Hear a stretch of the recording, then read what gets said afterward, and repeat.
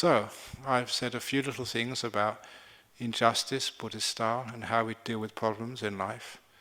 Hopefully, I haven't told you what you already know. Hopefully, I've been controversial. That's why we discuss things. If we discuss things which we already agree on, there's no point to learning. So now, I'm going to open it up to what I call the 3 C's. Questions, comments, and complaints. Well, it's not really questions as a cue, but sounds like it. So, what I've said so far, what don't you agree with? Yeah, go on. Rehabilitation. And you talked about looking forward and not looking back. But what you did say was that there was a greater value in looking forward. But you didn't say that there was no value in looking back. And I think that for real rehabilitation, there has to be an examination of the past, in not with exclusively looking back on what happened, but truth and reconciliation commissions, not looking for necessarily to punish people, but for them to accept responsibility for their acts. Good. So at that level, it does seem to be some value in looking back. If you compare that to what happened or is happening in Spain, talk of what happened during Franco's regime, and it was never really discussed. There was no idea of truth and reconciliation, and only now, all these years later, there are, it seems to be coming back. The problem seems to have resurged because there was no examination in any great deal about what happened. So whilst you emphasized that it was always very important to look forward, I would also add that it was also, as it's not either or, it can be both. That was all. Yes, I agree with you, but I would add the Truth and Reconciliation Commission only works when there's an amnesty. Punishment is what drives the truth underground. No one would admit what they've done if they're going to be executed or put in jail for so many years. So if we want to find the truth, we have to have amnesties. And that goes, I said this afternoon, with husbands and wives. Why do you lie to each other? Why do your children lie to your parents? It's because Daddy would kill me if he found out. Many kids have told me that. There's one little girl, she was 16, and she became pregnant. And she told me, and I asked her, have you told your mum and dad yet? She said, no, they'll kill me. That's what I come to you for. Can you please tell them for me? Now, isn't it more important that your children trust you so that they can call on you to help when they're really in big trouble? Isn't it important that your husband can actually tell you everything he's been up to, so he can share with you and solve the problems? Isn't it important that people can admit what they've done? It is important. Punishment is what drives the truth underground. So yes, we could have truth and reconciliation, but please have that amnesty so strong that we say we're going to forgive. Only then can the truth come out. But after a while, the truth gets bent the longer it lives in the past. Because if you ask any psychologist, I'll just tell you a great little experiment which was done. A psychologist, he was in Canada, but he did his degree in the United States. He was about to retire, cleaning out some old papers. It was a very famous study.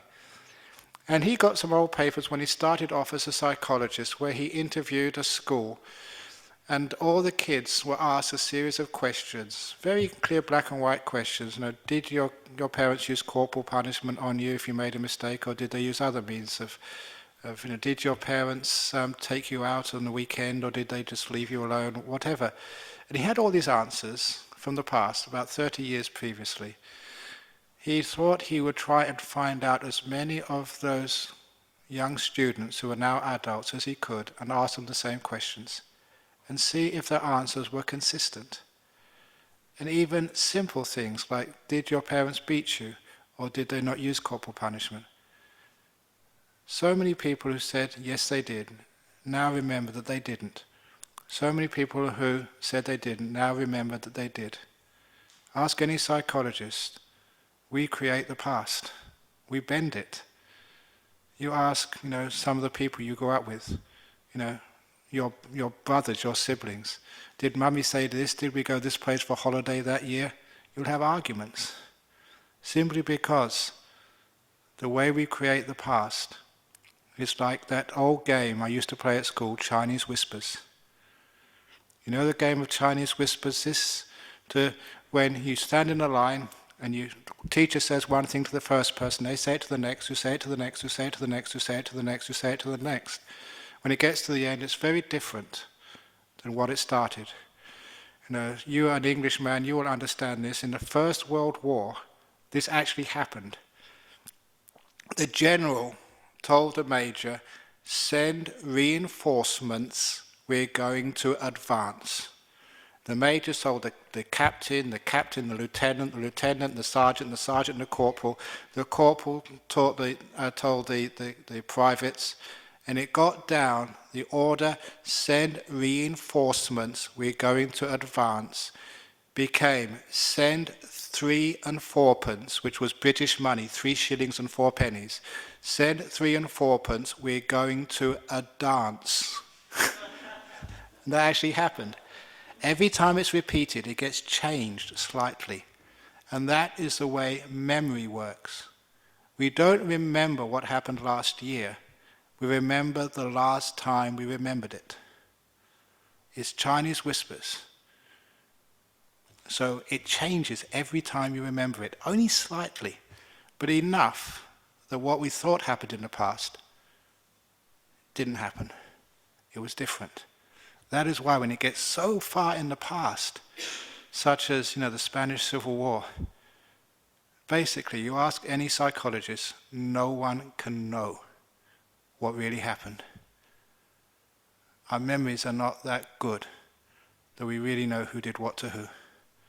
They've been changed by time. You ask any traffic policeman, they take witness accounts of what happened in a traffic accident. And some people say it was a white car, and the police know it was a black car. It's amazing just that what we remember is often not what happened. So just in your life, don't keep thinking, it was your turn, you did this. You don't know what happened in the past, so don't argue with your husband or your wife.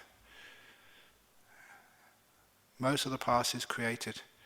Obviously there's some things which we know really happened. There's evidence. But just memories is not good enough evidence. You go on.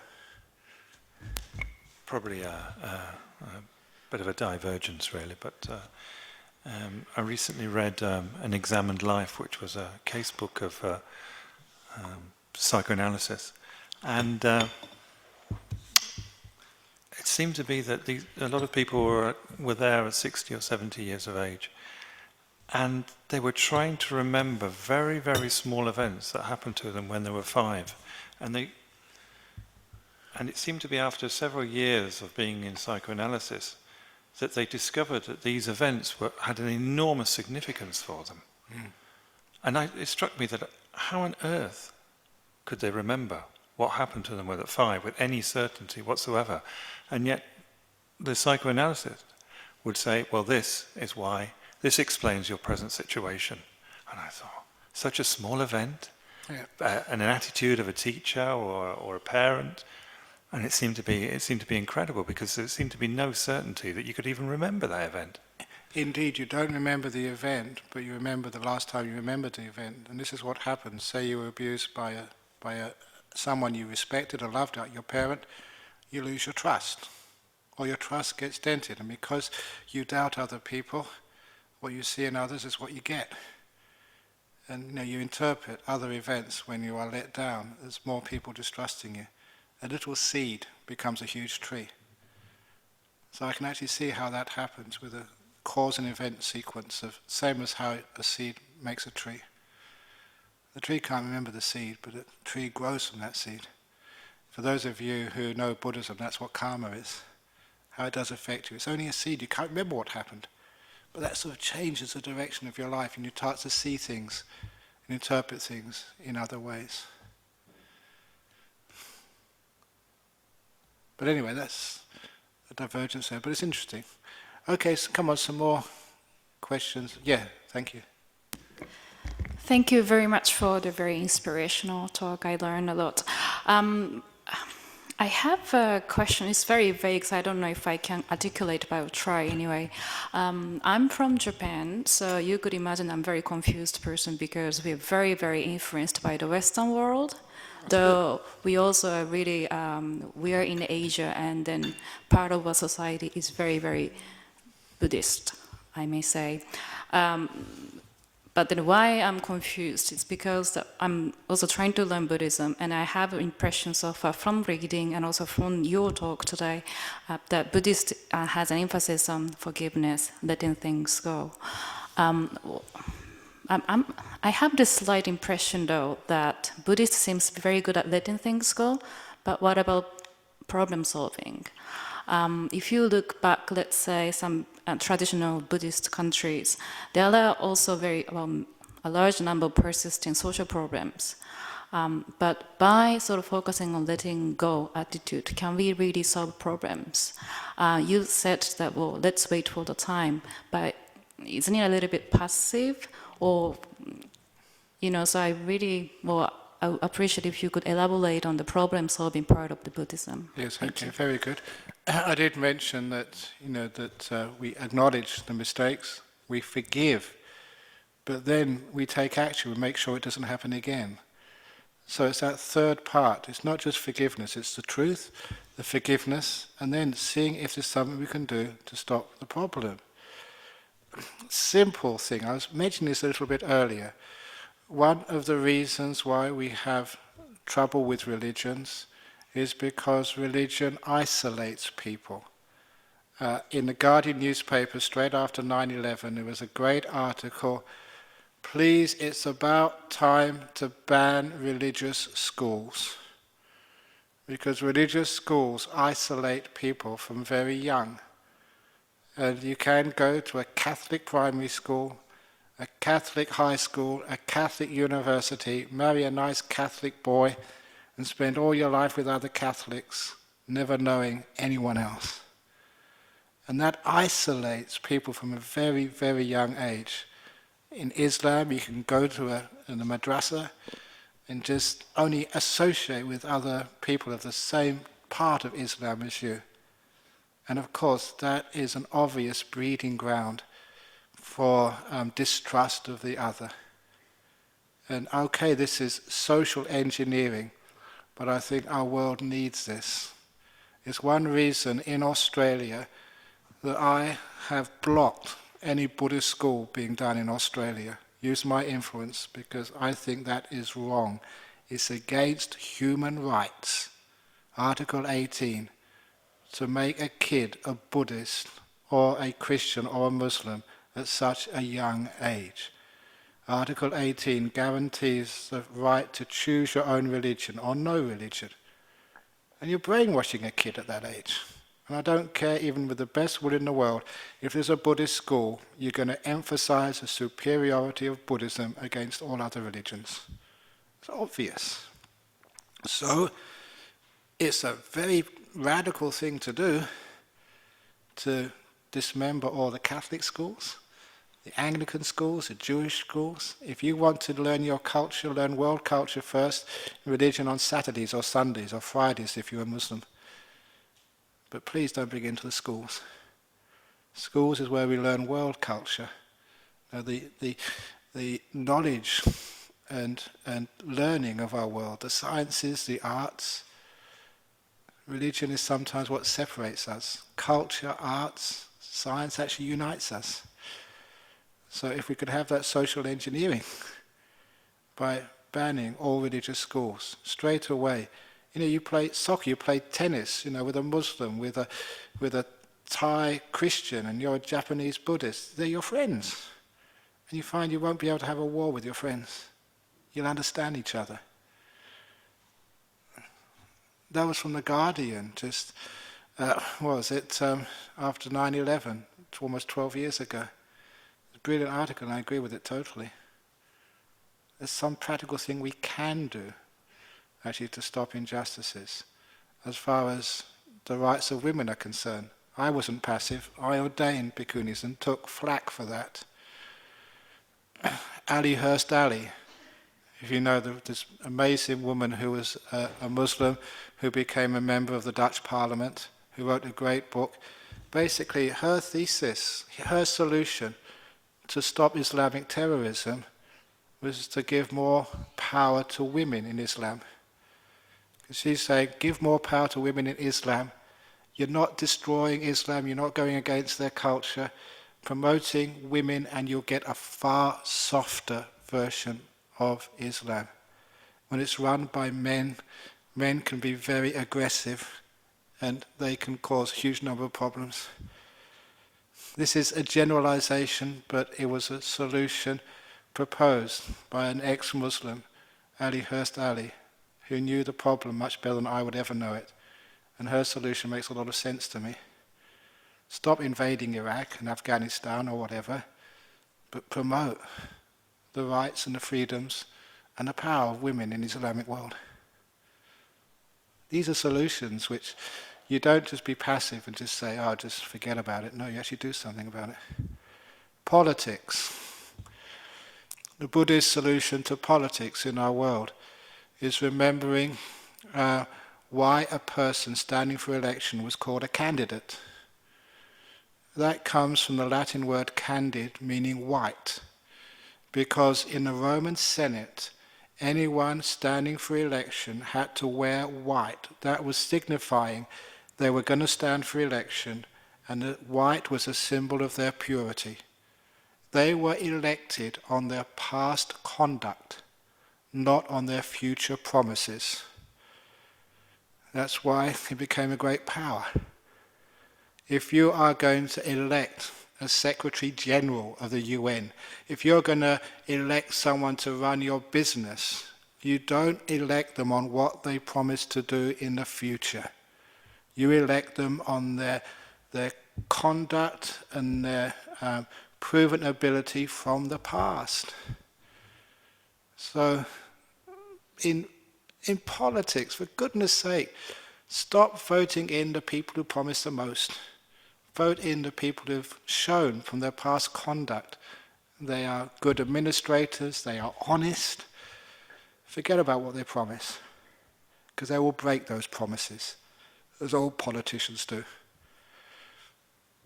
That goes back to the Roman Senate. People being elected on their past conduct, not on their future promises. Why can't we do that? Another problem, which I was talking about at the very earliest, we need to regulate religion. When people shout out, freedom of religion,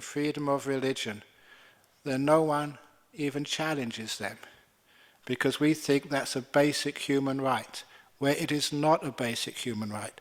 The French government in 2001 passed a law, the only country I know of, in the developed world, which passed a law limiting religious freedom, saying wherever a religious tradition or cultural act clearly is against basic human rights and freedoms, then it's illegal in France. It was stating that human rights and freedoms are more important than all cultural rights of religion. There's a brilliant little statement there. Religion, like anything else, needs to be regulated. Whenever we have anything self-regulated, like FIFA, which is the soccer organization, whether it's the police, whether it's some business, self-regulation never ever works. You do need regulation outside. The press does need some regulation. We accept that. So does religion. Religion will never be able to regulate itself. So, as a leader of religion, I'm very against religious freedom. Limit it, for goodness sake. Human rights, the law of the land have to take precedence. So those are some of the things which I am propounding. I've got no legislative power, but I do have some influence. Yeah, you want to say something? Yeah. I could say something, but are you suggesting that religions are forced to, for example, ordain women bishops and do various other things? If they want to operate in a country, then they should be forced, or that they should ordain practicing homosexuals? Yeah, I They think should forced to do it if they want to operate. They should have some pressure on them, for example, to say that, well, if they want to get all of the benefits of religion, such as the many tax reliefs, then they have to follow sort of human rights. In other words, that yes, basically, force is not the word I would use, but strongly encouraged. And I think that's quite important to actually to say that if there is no freedom for people to follow that religion in their own way, then there's some human rights being abused there. Okay, it's interesting. Anyway, yes, it's a great question. I'm not quite sure if I've answered it well yet, because it's one of those curly questions which I love, which I think about and just get a better answer as soon as I left the hall. But it's hard to force them, but it's wrong to let them get away with saying no to like a person, a really good spiritual woman who wants to be a bishop. Why not? If that's their faith, they're a Catholic. And they believe in Catholicism. They spent all their life as a Catholic. And they love that religion. And they serve that religion. You know, to them, it's a terrible imposition that they cannot serve at that level. So looking at the churches, so, oh, they may have this dogma here, dogma there, but looking at them, so they are being abused.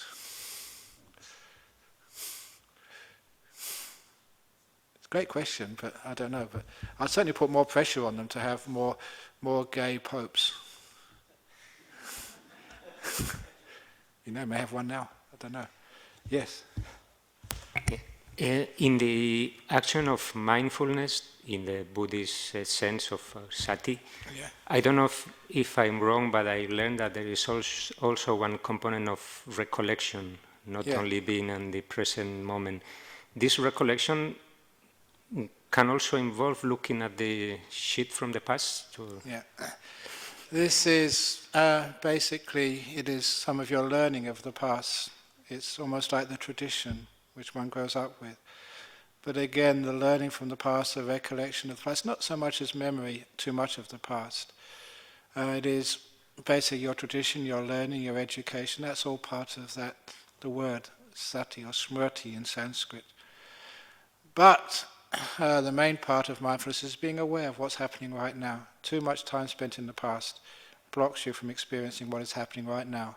Too much worry about the future is neglecting the place the future is made, which is right now. This is the only time we can do anything for the future.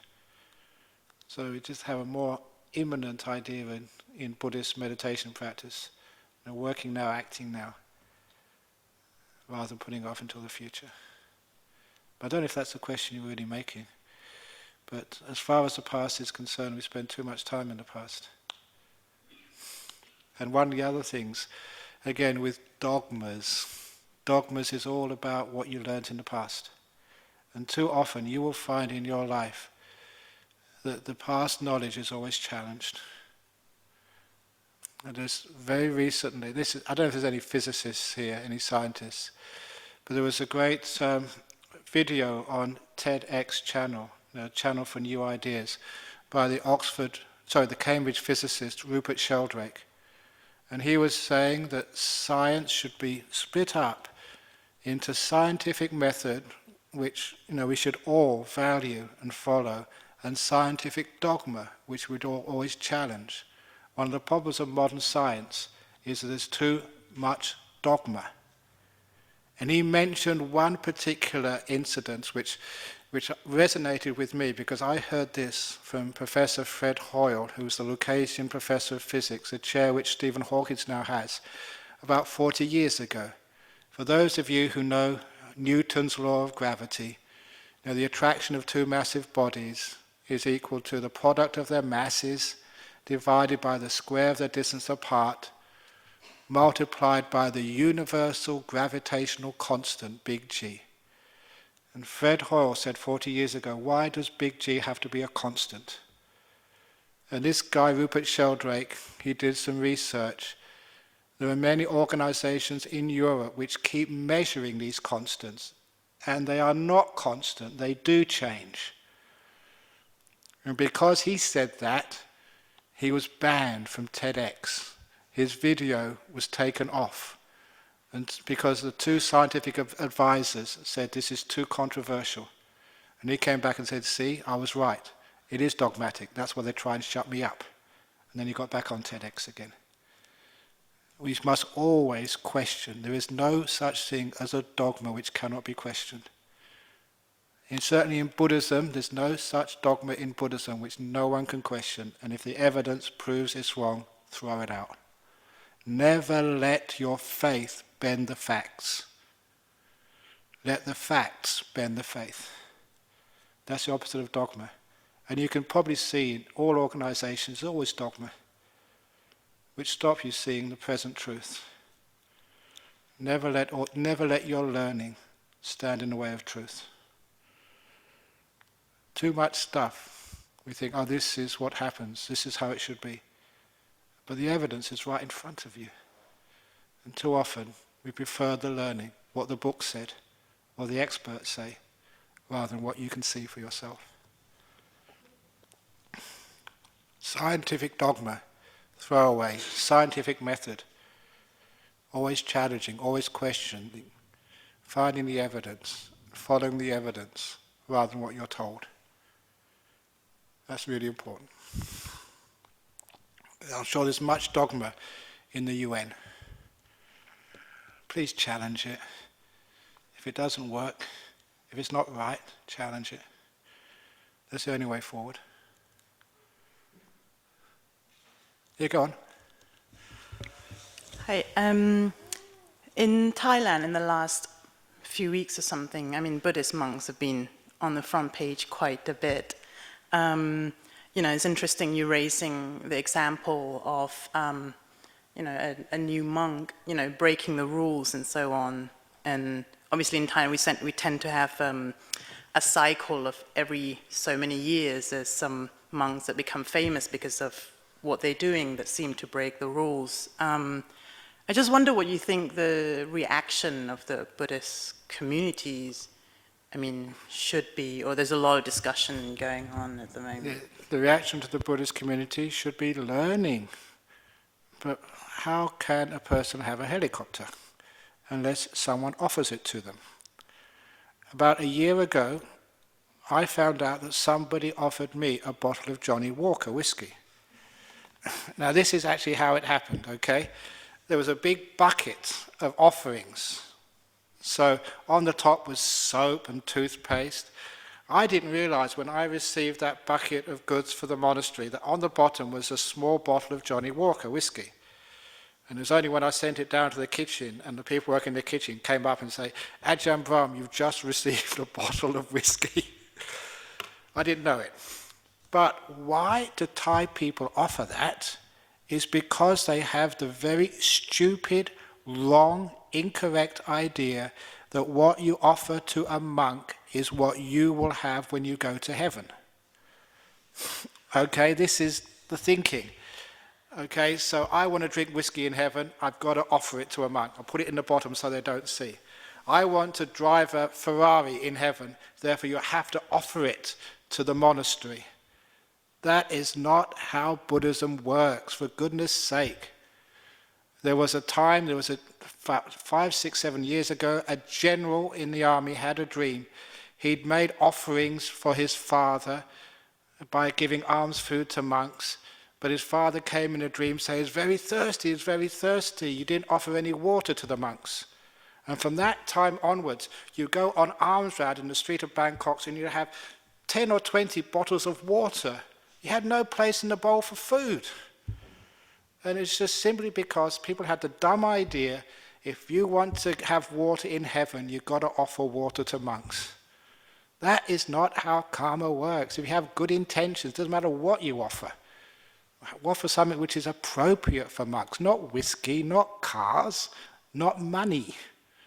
Don't offer money to a monk. It's against the rules, Nisagya Pajitya 18. Offer money to the monastery, to the temple, not to monks. It's against the rules. Nisagya Pajitya 18. So once, it'd be great if there was more education of the lay Buddhists in Thailand of what the Buddha said you should offer to a monk and what you shouldn't. Then you will protect your religion. When monks get rich, they'll get up to all sorts of mischief. When they've got no money, what can they do? So please, you look after the monastic sangha of monks and nuns as well. Number 2, people think it's bad karma to criticize a monk. You see them watching movies, or especially this guy, Lumpu Nen, whatever it was, watching pornographic movies in a garage in Ubon. Criticize them for goodness sake. Let people know, be a whistleblower. Too many people think, no, if I criticize a monk, that's very bad karma for me. You will find, if you read the original teachings of the Buddha, all the rules came because you kept the monks honest. You saw them doing bad things, and you told the Buddha, and the Buddha said, monks, don't do this.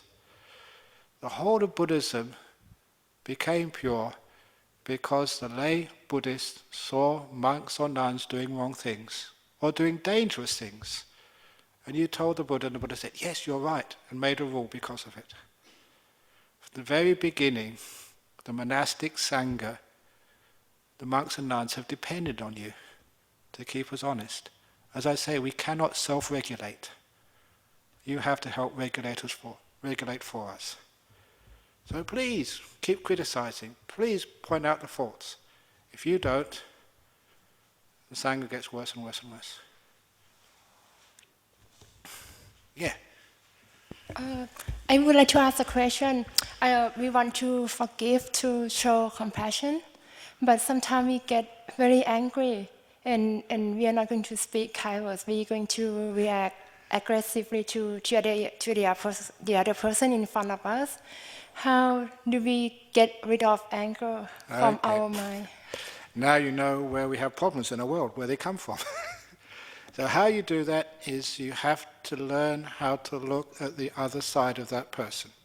One very simple way, get a piece of paper out, a line down the middle, put the person's name on top. On the left-hand side, write down all the reasons why that person is rotten, they're a bastard, they're terrible, they're a ma, whatever it is you want to call them. Write it down there, all the reasons why you're getting angry at them. On the right-hand side, fill the same amount of space with all of their admirable good qualities. Why they're a good person, a kind person, all the good deeds they've done. When you're angry, that's very difficult to do, but force yourself to do that. And then cut the paper down the middle. The left-hand side, all the reasons to be angry at them, throw that in the trash can. The right-hand side, all the reasons you respect them and admire them, keep that and keep reading it. You can't get angry then. Even though the list on the left-hand side is longer. No, you only have a certain sheet of paper. They have to be the same. It's hard to fill the right-hand side, but that's actually part of the therapy. You force yourself to see the good in another person, and then you find you can't get angry at them. Has anyone ever got angry at you? Are you a bad person? Of course you are, but they still get angry at you. So you think that I get angry at somebody else, it's because they're a bad person? It's only because you can only see the bad in them. That's why you get angry. If you force yourself to see the other side of them, the good in them, anger disappears. Okay, last question. I have to go because I've been told if I don't leave by 4:30, I'm going to get stuck in the traffic and I will not be able to get to my destination. Yes, last question. Thank you very much. You mentioned that when there's nothing to do, do nothing, and that can lead to solve problems. The question is, in life, when you face many situations, some simple, some complicated, how do you understand when is the time to do nothing? Because that is the most important question. And you say, is there a solution? And you look at that solution, can it be actually implemented? Is it possible? And if you think, not now, it's not possible right now, then put it on the back burner. Leave it there for a time when you can implement that. The problem with most people is we don't know how to do nothing. I have an article which I keep in my monastery. A few years ago, the doctors in a couple of hospitals in Jerusalem went on strike. For 3 weeks, the doctors did not perform any surgery except emergency stuff. And they showed that in those 3 weeks, the death rate plummeted when the doctors weren't operating. That's true. You can ask people, why is that happening? The doctors aren't doing anything and people get healthier. Interesting, isn't it? Because sometimes the best thing to do is leave things alone. If you've got a wound on sometimes the best thing, clean it up, isolate it. It heals by itself. Too often I've seen in my life people with the best intentions getting involved and making things far worse. Sometimes we should learn how to let things be. And I think a lot of times, we'll be a better place. Not always, this is not generalization, but sometimes we get involved when really there's not a really clear solution. We make it worse. Be careful. Okay, look, you want to say something? I think I can easily read your face. Okay. Well, thanks again for listening. I hope it was useful. If it wasn't, never mind. So thanks again, and a nice way of spending an hour with you. So I wish you all the best, and my anumodana for all your hard work. Working in the UN is one of the best livelihoods you could ever do. That's one of the Eightfold Paths. Serving for make a better world. If you don't do it, who would? So please work hard. Don't worry about your pay. Worry about the job you're doing for the world. Thank you.